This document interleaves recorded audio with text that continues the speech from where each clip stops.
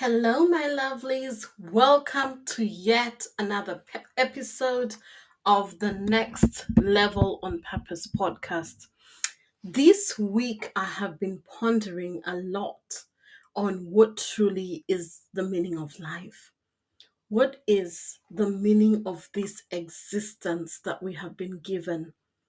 And I want you to sit back for a moment and ask yourself, what is the meaning of life and how do I live a meaningful life? Because many of us run through the maze of life really without pausing to consider what does meaning, what does significance, what does a fulfilling, purposeful life look like?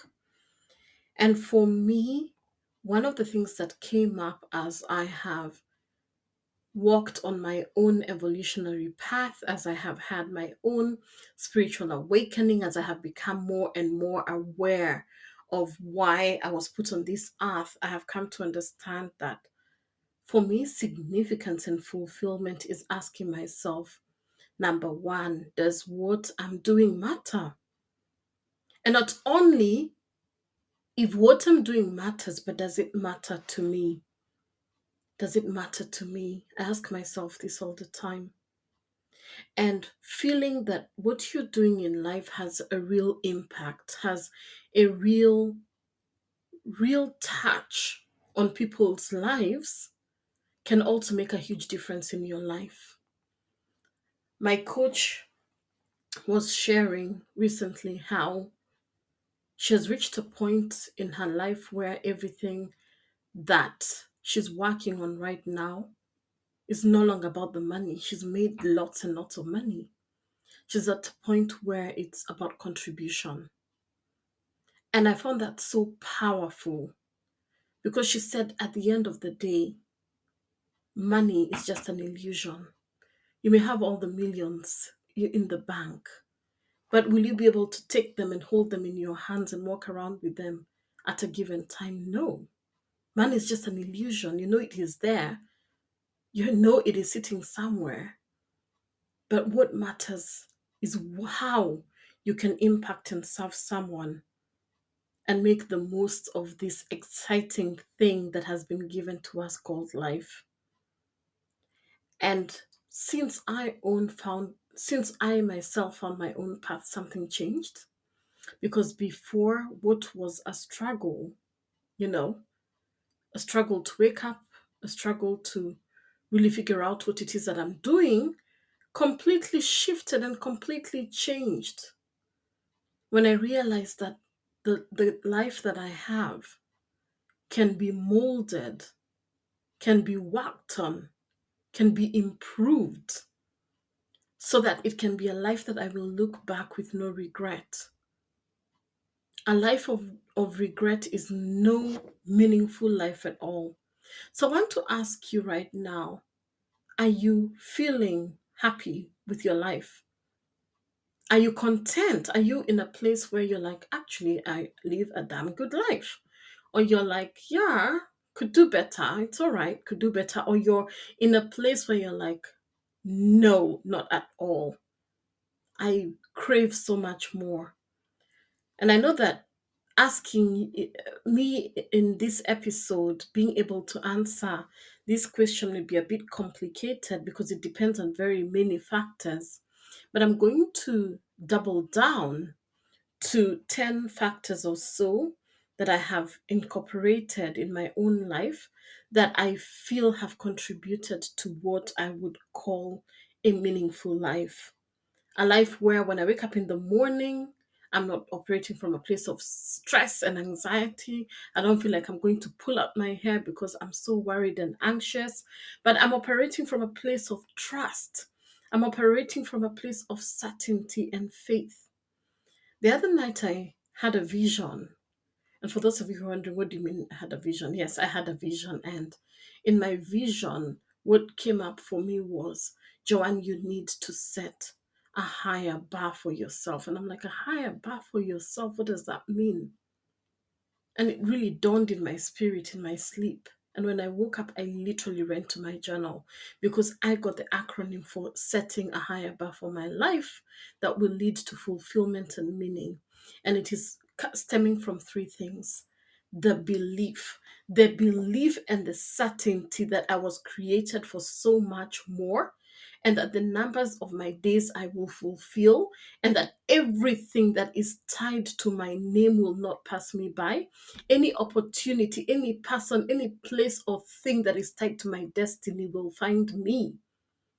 And when I walk with that belief, I'm not pushing, I'm not pulling, I'm not tagging and trying to force things. I'm operating with the flow of life, as I speak about all the time, from a place of patience, from a place of total understanding that God's got this, He's in control. And when I walk with certainty and I walk with belief, I'm raising a higher bar for myself because I know that what will happen and what is meant to be will be. Then the second part of the acronym is A, and A is about taking the necessary actions. For example, I knew I had to share this podcast episode after I got that vision because I'm like, somebody is going to get it. And I didn't want to keep it to myself, but I had to take a deliberate action to set the time aside to come and do this recording while it's still fresh so that somebody's level of expectancy can be raised. But it required me to take an action, to take a forward movement that will definitely impact somebody's life. And the R is to be ready to receive. So when you set a higher bar for yourself, when you believe and you take the actions, you can actually sit back and say, life surprised me. I'm here for all of it. I'm here for all of it. Surprise me. And that is a state of expectancy that many of us do not allow ourselves to get into. Because half the time we are huffing and puffing, pushing and pulling, forcing and hustling and trying to do all manner of things to make things that are not meant for us work. But when you walk into the flow and say to yourself that I'm in alignment and I'm in congruence with the direction of my life, and that I know what is for me will be, you will set the bar. So you will believe, and then you will action, and then you will receive. How beautiful is that? How assuring is that? And as you listen to this message, I want you to start thinking in terms of this meaning of life and looking at what truly matters to you. The first one I want to raise, after now that you know how to set the bar for yourself, the belief, the action, and the receiving, is know what's important for you, not for somebody else. So I want you to write the top 5 things. Take out your notebook right now, take out your journal. Please don't do that if you're driving as you're listening to me or you're running on the treadmill. But I want you to take a moment and play back and say, I want you to write down your top 5 things that you believe are the essence of how you want to live your life. So for me, a lot of the things that I want in my life is I don't play with my peace. I'm happy to pay for my peace. Peace is huge for me. Simplicity is very important for me. Connection is huge. I love people. I thrive in relationship. So for me, that is important. So that will be thriving relationship. Very important. Aligning and being in congruence with my life purpose and with my vision. So alignment with vision is very important for me because that's how I want to live my life. For somebody else, it could be, go out in nature every day, which is again one of mine. Or it could be operating from a place of 100% brutal honesty. So 100% brutal honesty. So write the 5 things that are truly important to you, because that is the essence of how you want to live. And that's how we start getting into the path of a life of fulfillment and a life of meaning. The second one I want to raise here and to bring to your attention is pursuing your passions. I believe that everyone should have something that they're passionate about, that they love, and it gives them so much juice in their day to day life. It gives you true meaning and purpose when you think about it. Each time you work on something that you love, a passion project, for me, this podcast, as I have said, is one of my passion projects. I'm so excited every time I hit record, just hearing my voice and just sharing my stories and just coming here with raw authenticity, with brutal honesty, knowing that my message is going to be shared in a way that is honest and that is going to help transform lives for me is just so beautiful. It creates so much joy inside of me. So I want you to think, what are you passionate about? Do you like to write? What are you passionate about? Do you have a green fingers? Do you like gardening? Do you like photography? I will not tell you the number of photos I have on my phone because some of you will just drop. But I want to tell you that I love photos. I take multiple photos a day. It's just a thing. And I say in another life, I would probably be a photographer, and most likely a photographer of people, places, and things. So that's me. What about you? Can you whip up a good meal? I can. Coach is a foodie. She loves good food. What is it you're passionate about? Are you passionate about interior decor, redesigning and designing spaces? You can get a room and create a retro look in it, and people are like, wow. Can you just shift things around the room and bring in that energy force that completely transforms what that room looks like?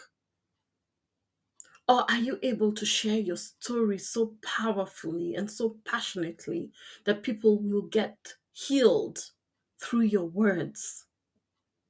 I want you to think to yourself, what is it you're passionate about? I'm also passionate about the English language. I love the English language. So I was telling my clients on a call yesterday, I literally take a dictionary every day and look for a new word. That's something I'm passionate about. May sound crazy to some people, but I'm absolutely passionate about it. And I say, I have to learn a new word every single day. So think about it, and it doesn't have to be a brand new word, but aligning yourself to new vocabulary opens up your mind. So I want you to think that, you know, if you're already not having a passion or something that excites you, outside of your regular work, or, you could call it a hobby, I want you to contemplate that. I want to tell you, by working on your passion, working on that thing that really gives you juice, and becoming an expert at it, because I totally believe that when you master something, when you become a master at your craft, you will inevitably have the opportunity to monetize it. You will inevitably be able to monetize your magic. So be ready to really tap into that passion with that enthusiasm, with that courage. That is one of the routes that we have to a fulfilling life.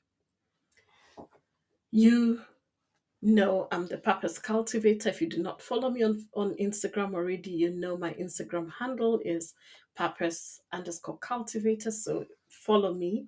And of course, that leads to my third point about discovering your life purpose. When I really tapped into my life purpose, because your purpose is not something that you go looking for. It is already inside of you. That's why I'm using the word discovering. It's inside of you, but you may not have given yourself the opportunity to tap into it. So I want to just ask you these questions, and obviously, if it's an area that you're grappling with, I have a life purpose course, and all this information is in the show notes. But I want to say that if you had to give yourself a reason to live, a reason that you're clinging to dear life for, what would it be? What would you take a stand for no matter what? Like, if all the world turned against you and you were to make a firm decision on something and stick to it, what would it be? Another way that I found has helped my clients really tap into their purpose and discover it is the things that frustrate you.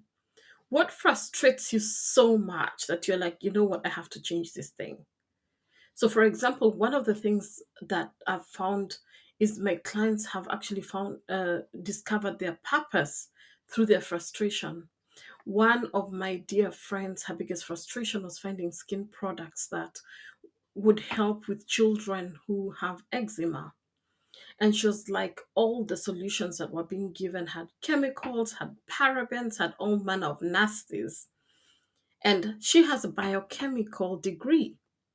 And she said to herself, why do parents have to struggle so hard to get stuff on their babies that has steroids and things that are not good?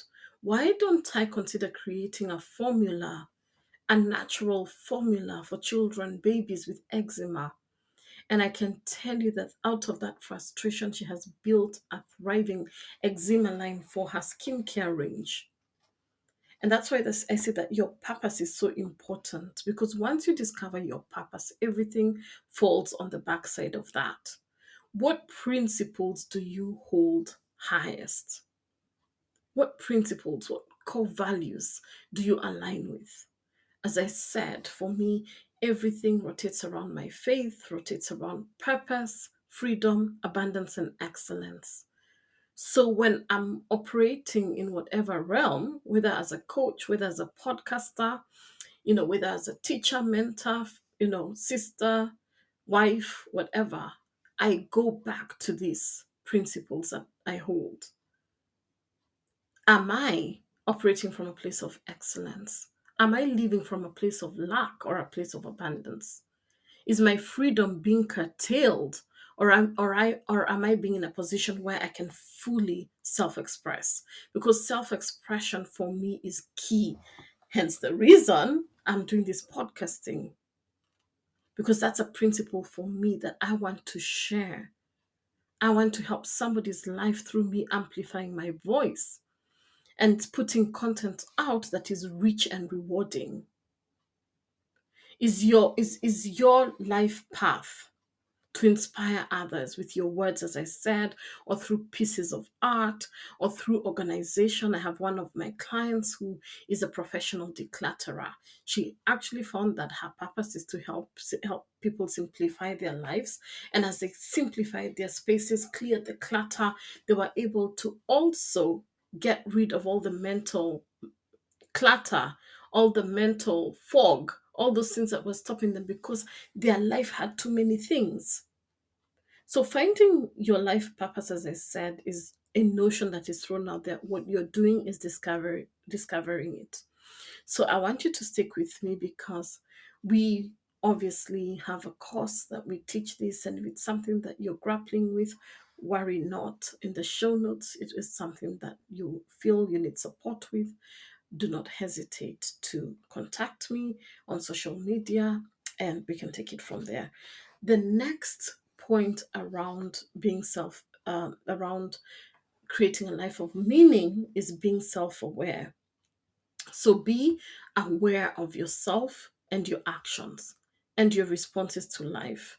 Remain mindful of what you do at all times, and make sure that, again, you're living in alignment with your values. You're living in alignment with your God given vision, and that you're in congruence with your life purpose, because your destiny matters. And of course, what you're passionate about. So once you're self aware, in my next level on purpose program, one of the foundations and the tenets that I have built that program is around you understanding you, that self awareness, being in such close proximity to yourself that you're able to see and sense things a mile away. Where are you shying away from responsibility? Where are you hiding? Where are you not expressing yourself? Where are you telling a lie? Not to the world, but even to yourself. Where are you losing integrity with yourself because you're consistently saying a thing and not fulfilling it? You're consistently starting stuff and not finishing it. So we go to the root and ask ourselves, where is this coming from? And then also understanding our energies and what we are releasing. So are you operating from an energy of lack, that every decision you're making is from a place of not having? Are you making decisions from a place of disempowerment where you're always playing the victim? That if this or the other had not happened to me, my life would not be this way or the other. Are you giving your power away to other people?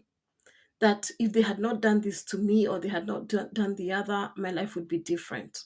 Are you clinging to unforgiveness? Because unforgiveness is one of the biggest ways that you will block your own blessings and stall in your life's calling. And as long as you're holding on to unforgiveness, I can tell you, you are preventing yourself from living a life of significance and meaning. I will repeat that. As long as you're holding you're holding toxic thoughts and unforgiveness, those are a big block to your blessings. And as a result, if you're not really receiving the blessings that are for you because of something that is toxic within you, then you have no one else to blame. So the first thing I'm going to say is please work on releasing those thoughts that are not serving you, those negative patterns that are not moving you forward, and asking yourself, now that I'm aware of this, review your actions every single day. Take stock of the areas that you have deviated and moved away from your path. And then work towards tweaking, correcting, and adjusting in the future so that you're operating from a place of total awareness of your actions. So be very self aware. Ask yourself, what thoughts am I thinking? And hold every thought captive. Number five is to focus. And focus in this case, I think it's the gentleman from Rich Dad Poor Dad, Robert Kiyosaki, if that's his name. Correct me if I'm wrong. Says follow one course until successful. Follow one course until successful. That is so powerful. Rather than chasing three or four goals at a time and making zero progress or little progress with them, I would suggest that you place all your energy and give it your all with one core thing. So, for example, this year, the core thing I'm focusing on is my health. Why? Because it's my cornerstone goal, it's my keystone goal, my relationships, my business, my spirituality, my vision, my ability to impact and serve people is all tied to the ability that to the extent that I am healthy. My wealth is tied to my health. My ability to be resourceful and helpful to my clients and to my family comes from me being healthy, because if I'm not taking care of my health, how then can I sort other people? So that is my keystone goal. So under the health, all my other goals come in, whether my monetary goals, whether my financial financial monetary goals, whether my client service goals, whether my life goals. We all have life goals, whether my professional goals or whatever. Think about it. All these things are tied to one key goal. So ask yourself, what is yours? Not only will you alleviate some of the stress that comes from juggling too many things at a go, you will be so much more successful because you know where your eyes are at. So in my head, I'm like, okay, how do I make myself healthier this year? So I got my health coach. And I've gotten my health coach. I'm looking at everything that I'm consuming. Of course, as I said, I love my food. So it's seeing how can I enjoy my food and at the same way make smart decisions. Eat consciously, eat mindfully, do my exercise. Remember, I always say this: stagnant energy is not good for you. Your body was created to move. And when you're in a state of stagnancy, that's why when you sit for hours on end and you stand up, you are stiff, because the body was created to move. So I make sure that I move every single day. And then I want you to start thinking about how you can spend money more on the things that matter than on things. So think more about spending money on people. So I'm talking about experiences with family and friends rather than physical things. Like, how much of something can you have? The other day I was going through my candles and I'm like, I have like 20 candles. What are they for? But I'm finding that the things that truly matter to me right now are meaningful experiences with friends and with family, creating memories, because we don't know how long we have. with people. We don't know how long we have in this world. So for me, that is so critical to living a fulfilling life, creating memories, bonding with people that I love and care about. You will be a much happier person when you focus on relationships rather than on material gains. The seventh one is to live with compassion. Let me tell you this.